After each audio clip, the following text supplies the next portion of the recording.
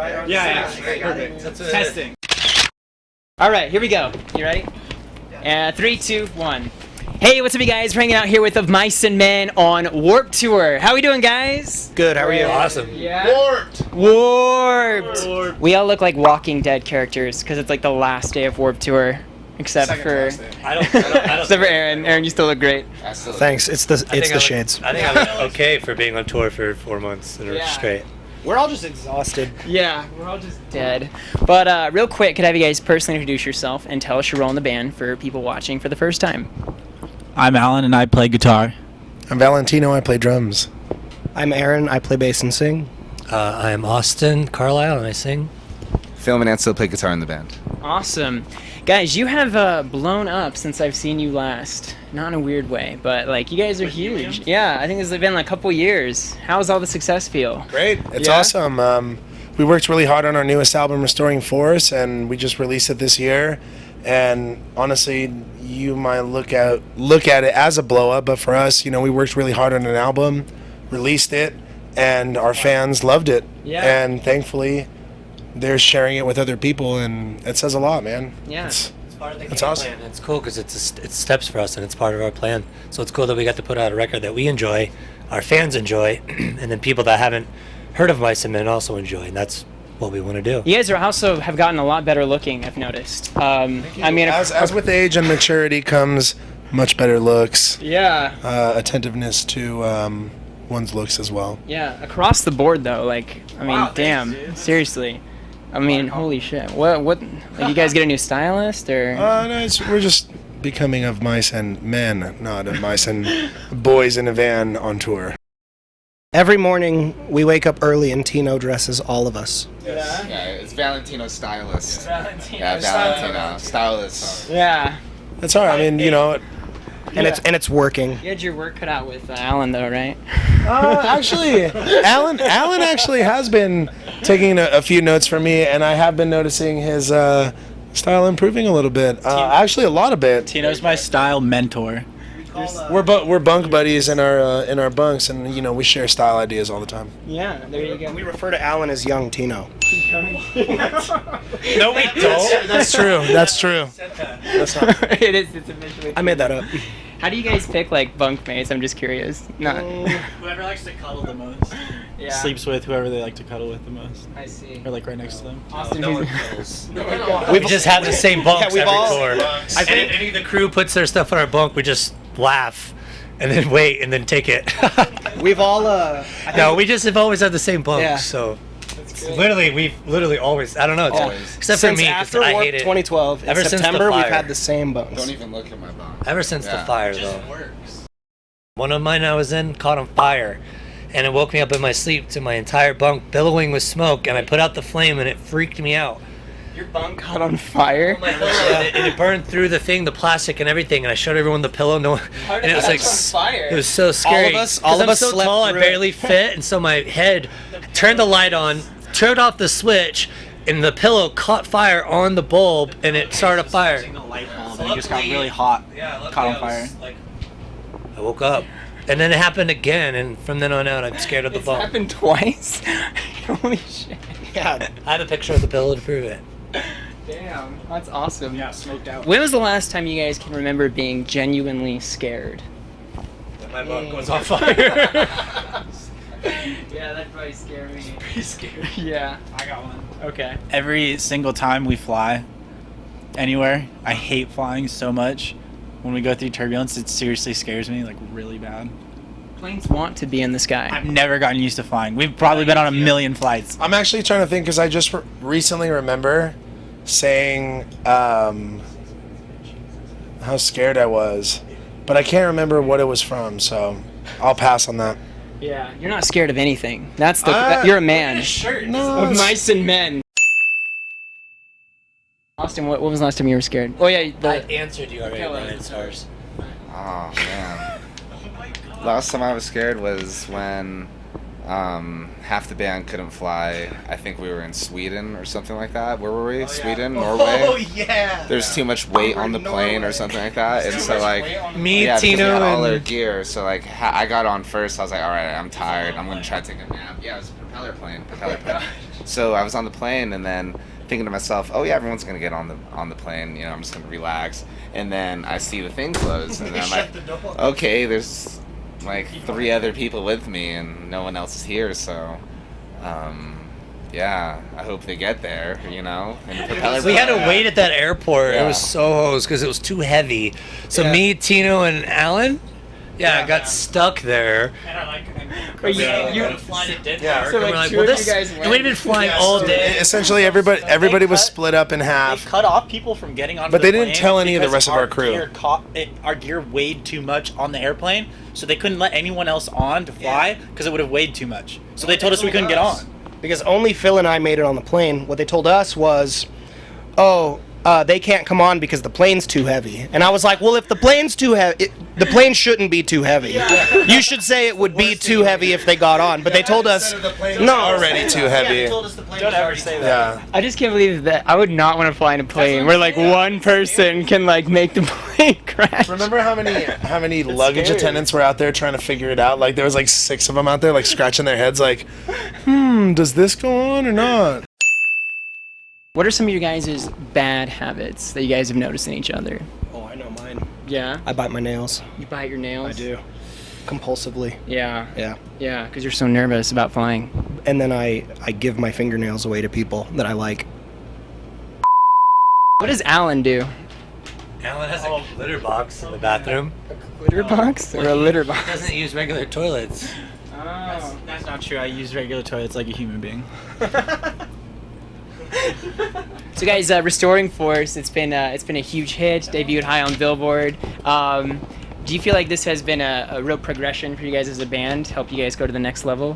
What are your thoughts on that? I mean, our record, like I said earlier, it's something that we enjoyed, and our fans are enjoying, and people that have no idea who Mice and Men are listening to and enjoying, and that's ultimately what you want to do with a record, is make yourselves happy, your fan base, and whoever else wants to listen.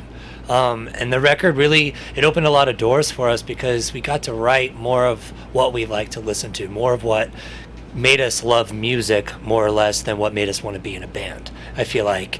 And with Restoring Force, you know, it's a very real album, and it's just, you know, it's of Mice and Men as a raw thing and a raw entity, and I think that people can appreciate that. I thought it was cool. I saw you guys are doing acoustic now sometimes. If I could turn back time, would you still be there? If I could find the words, if I could shake the world, if I could turn back time, would you still be there? That's something I never thought I would see of Mice and Men doing. A lot of people didn't think that it could actually be done, but with this new record, we wanted to challenge ourselves and do things that are kind of stepping outside of the box of what you would normally expect of Mice and Men to do, because at the end of the day, we're 5 musicians that can write music well with each other. And that doesn't mean breakdowns, that doesn't mean crowd interaction parts, it just means good music overall. And it doesn't always have to be electric, you know. We wanted to challenge ourselves on this Warped Tour. We didn't even have an acoustic set before this Warped Tour, but Kia offered it to us, and we were like, you know what, guys, let's do it. I thought Austin, you looked a little nervous when you were the first acoustic. Was that a big stepping stone for you feel like? Of course I was nervous. What do you mean? I've never done anything like that in my life. Yeah. So it's cool, and I we're thought gonna it was keep cool to see you doing a lot that. of fun, and I want to do a lot more of it. I see people talk about it all the time, like we enjoy it, and if Aaron backs it, then I back it, and if the band backs it, then I back it, and Yeah. I love doing it, and it's a lot of fun, and we're gonna continue to do it. Have any of you guys ever had an imaginary friend? Oh, man. I still do. My mom used to tell me that when I was like 2 years old, and it used to kind of freak her out, she wouldn't be able to find me, and I'd be in the closet in the dark talking to Gatue, who was the vacuum cleaner. So, I mean, it was a real thing, but it was yeah. So I always kind of wondered like what that was, but yeah, Gatue, the vacuum cleaner. Cool name. Yeah, That sounds like a band name. That's what I would call it. Yeah. That sounds like a heavy metal band. Alan, did you ever have an imaginary friend? I had real friends. No, you didn't. I did. He's a redhead and he's short. He didn't have any friends. I had tons of friends. We played Star Wars, like Force Unleashed, and we'd run around with lightsabers and like. Yeah, what were their names? Oh, that was me. That was like 4 years ago. What's the worst punishment you guys ever got as a child? Okay, this was the most detrimental punishment that I for sure remember growing up. I got bad grades one time, and I was about to try out for my friend's band, Mechanical Hound, and I had been learning these Blink-182 covers for so long on guitar, and I was, you know, when I put my mind on anything, I'm gonna achieve it, and so I had like learned all these songs, and I couldn't wait to go. Progress reports came out. Failed a class, you're not going to the band tryout. I was like, there goes my career in music. At the time, you know, I was like, oh, that's the worst thing that could ever happen. Was I'd been working so hard towards doing something, got bad grades, shelved. My whole music career just done. Yeah. In front of my eyes, and I was so bummed. I was so mad at my parents, and I was mad at myself for getting the bad grade because obviously I just wasn't paying attention in class because Wow, school's really easy. yeah, I mean, if you pay attention and you at least do your homework, you can at least get a C. Did you get punished, Alan? The worst thing that ever happened to me was I got my Game Boy taken away when I really liked Pokemon, the video game. I wish I had your life. Austin, did you get punished? Yeah, I mean, I was, yeah. Yes, ma'am. No, ma'am. I was raised in the South, so Yeah. I was raised very traditionally. Yeah. So it was strict parenting. That's good. Hey, Yeah. That's what I mean. That's here I am. Yeah. I didn't turn out too bad.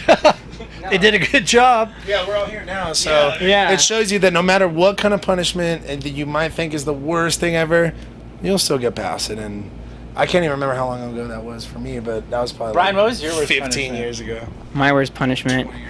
I used to play Xbox too much, and one time I like got caught doing that. You don't play video games. Not anymore, but I used to. So like one time my dad like took out Halo, which I was playing, and he broke it and then he smashed my Xbox. Yours is close to mine. Yeah, I mean, I'm sorry for laughing, but that's pretty crazy. hey, Yeah, that is pretty brutal. There's so many bands out here, and you guys have probably one of the most passionate fan bases. What would you attribute that to? Our fans are awesome. Our fans are our lifeline. You know, for music and getting to do what we do, and you know, Aaron and I just wrote about everything we've gone through. Literally, all we did was share our stories, and share our stories from being upset to not getting through things to getting through things to whatever it may be, whatever and on any situation the album touches on. And it's just cool because everybody that's listening to the album and the people that have been fans of Mice and Men are hearing the record and applying it to their lives and using that to put that into themselves, into those shoes, and seeing that, you know, if normal people just like us can do the exact same things and go through the exact same things and come out on the other side, then they can too. And that's what I think is so cool about our fans, man, is because they really connect to that, because they go, oh, Austin went through this, Aaron went through this, you know, the band went through all these different things, and they can apply it to their lives. And I think that's why they feel so close to us. That's why I feel so close to them. Does it ever blow your mind, like how intense it is, like the lines and like the emotions? I for guess. sure, every day it's a new excitement for us. We see a lot of ourselves in our fans, from being huge fans of music to going and through the years introducing ourselves to many band members that we never thought that we would get the chance to meet. And Some of the coolest people ever. Are you kidding me? And at the same time, like, we act a lot like our fans in certain senses, and in other ways, you know, like we just see a lot of ourselves in them. And now that they're listening to our music, we really feel like we have a platform to be like, hey, this is exactly what we did. You could do the same thing, you know, like you can empower yourself to make music, to write a lyric, to write a poem, to write anything, to hit a drum, to do whatever it is. Yeah, that too. Like, just to get through a difficult time in your life, we see ourselves dealing with the same problems that our fans have dealt with, because that's just a part of being human. Because we see a lot of ourselves in them, you know, being young kids going to Warped Tour and watching bands, like, we understand now that we are that band, so we try to be that band that we would have wanted, you know, when we were growing up listening to music, you know? Yeah, exactly. You want to be a good. You don't want to think back, and I've met even singers of bands or whatever it may be, and it's like, come on, like, dang. So it's like, it's a cool chance for us, like, you know, Spider-Man, with great power comes great responsibility. If you guys' house was on fire, what's one item you would save? I don't have a girlfriend, so I I would save my laptop. He's single, ladies. Ladies. No girlfriend here. Definitely my laptop, or actually my cell phone. Your cell phone. Yeah. Yeah. Wow. Excuse the guitar. Save my He's got an Instagram, the burning house. My burning house. Posed. Yeah, Alan would be the guy to Instagram his house. Hashtag fire. But then he would then he would get too distracted and he would never post it. Yeah. Hashtag call the fire department. Or he used his Hashtag, phone. but first let me take a selfie. What's the worst excuse you guys have ever used to break up with someone? I emailed somebody back in the day. Hit him up on AIM. Yo, girl, this isn't gonna work. No, it was AOL for sure. AOL. Not even AIM. It was not Insta message. It was whatever before. It was a straight like you got mail. We're broken up. Did your parents have any funny proverbs that they always used to say to you, or grandparents? No, my dad's was shake it off. I'm just gonna shake, shake, shake, shake, shake. I shake it off, I shake it off. Yeah. How about anyone else? Tino probably That's has it. some. Tino. My dad has always dropped knowledge on me. Cultural. Yeah. We want to hear some culture because we have a lot of. I don't want to give that Tito's one. got a lot. One that I really felt like I connected with a lot was strive through excellence through efforts. And I feel like that's something that I could pass on to anybody watching this is anything that you want to do, you want to be excellent at it. You want to be the best at it. And the only way you're going to do that is through your efforts. And that was something that I had always followed growing up. So I will say that one. I learned many growing up. But that was a good one. Man, was your house just like a house of proverbs? Well, yeah, kind of. I mean, His dad is a very smart person. His whole family. my dad's from South America, and he grew up out there. So I'm the first generation in America, and so he had a lot of 619 Tiago family. We're doing it. They must be really proud of you. No, thank you. They are.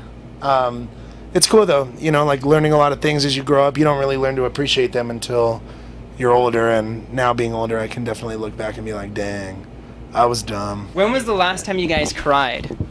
Cried? Yeah. Does it have to be tears of sadness? I cried this morning from allergies. Somebody asked me if I was okay, and I was like, yeah, I'm fine, and I didn't realize it, but I had a tear from underneath my sunglass. Yeah. Yeah. Allergies are horrible. Yeah. Yeah. Alan, when was the last time you cried? Like forever ago, and it was over some stupid girl for sure. I don't usually cry like at all. Yeah. Only over girls though. Yeah. That's it. No, he doesn't. I've never seen him cry over a girl. That's what he does. Alan, what do you feel like you've taught the rest of the band? What I've taught? Yeah. Alan is a teacher. Alan is He is very wise. What wisdom have you passed? I honestly have no idea. I don't know what I have done that has taught these guys anything, because I learned. They're all older than me, so I learned from them like they're my big brothers. I don't. Maybe how to put on sunscreen. I have no idea. I have no idea. Hey, Ryan, I forgot. One thing I can say Alan's taught me is how to apply sunscreen. And I owe him everything because of that. Did you not know how to do it before? I completely forgot about that Alan's before he said technique that. is flawless. Yeah. It's That's a pretty good sense. every section of the back. legs. Alan, for real though, he taught me how to enjoy life a little bit more. Yeah. Yeah. I'm not gonna lie, he really did, and sometimes I just love looking at him and I laugh, and like I'm not laughing at you, and like I said that the other night, like Tino did it. Tino was actually laughing at you. He was. But I love Alan. but I was just like, man, you just see him, it's yeah. You know what? Like This morning, we were all. Tino, is there gonna be a problem? We've all. This is what I'll say. This is what I'll say. Is before of Mice and Men, we'd all been touring for like 3 or 4 years. Some of us more, some of us less. And Alan, that was kind of his first experience with touring in a band, was when he joined of Mice years ago. And so Alan teaches us all the time, like, kind of he shows us what it was like when we were first doing it, because the longer you do something, the more your relationship with it changes or whatever. So he's definitely he shows us what it means to be a young buck. Stallion. Yeah. A young stallion. I taught them how to be a young buck. Yeah. There it is. Yeah. He's a young buck and a bus of old goats. Yeah. All right, and last question. Yeah. You guys all look great now. I'm curious, after you get off stage, who usually looks like the sweatiest, grossest, like who just looks awful? I'm sweaty. We all look pretty. We're all look pretty. It's always funny too because people run up to us. People run up and be like, "Can we get a picture?" And we're like still sweating, all in our face, like breathing, walking off Air, like almost like, like yeah, picture. I'm here for you. I don't know, like I probably look like I got hit in the face with bricks, all red, just hair They everywhere. tag you on Instagram later with the selfie, and you just look at it and you're like, Man, they look so much better. Like just They covered look in so much sweat. better. I get so sweaty. I get like, dude, it's crazy. We are sweat factories. Yeah. We go hard, and you know it. Yeah. Yeah. We go hard, and that's why. So don't ask for pictures after we play, because we're looking beat up. All right, guys, of Mice and Men Warp Tour. Congratulations. On that note. And let's finish with a goofy picture on the count of 3. Are you ready? I'm gonna freeze frame it. Remember. All right. 1, and he's gonna freeze frame it. 2, 3. That's what makes you beautiful.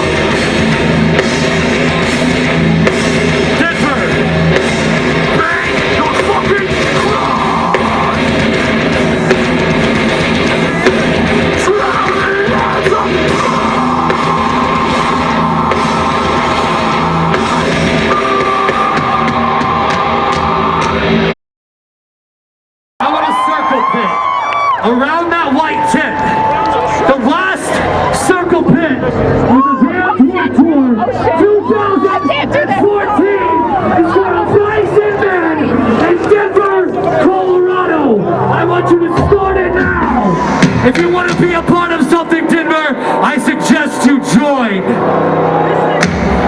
There will never be another today.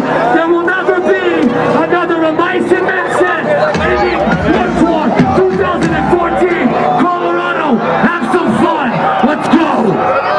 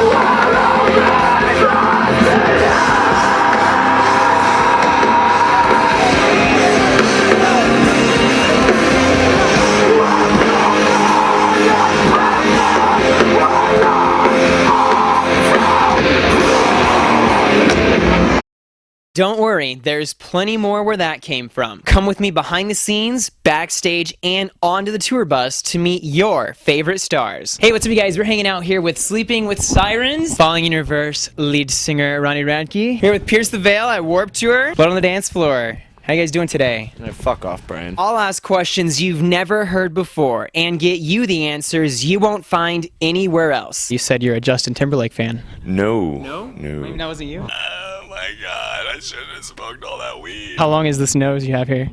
I have no idea. Happy birthday, dear Brian. I am a ninja. You need to know. If you were a porn star, what would your name be? Mine would definitely just be the jackhammer. Our new song, you know, right? Party like it's... Oh god, oh god. Was that good? My balls, yeah. You guys see my balls? You know, and they're like, woo! All right. I'm like crying. He's crying. Thumbs up, comment, and subscribe for brand new videos every day. Reporting for YouTube, I'm BryanStars. BryanStars! BryanStars! I'm the reason you go on tour. You're the reason I'm here, baby.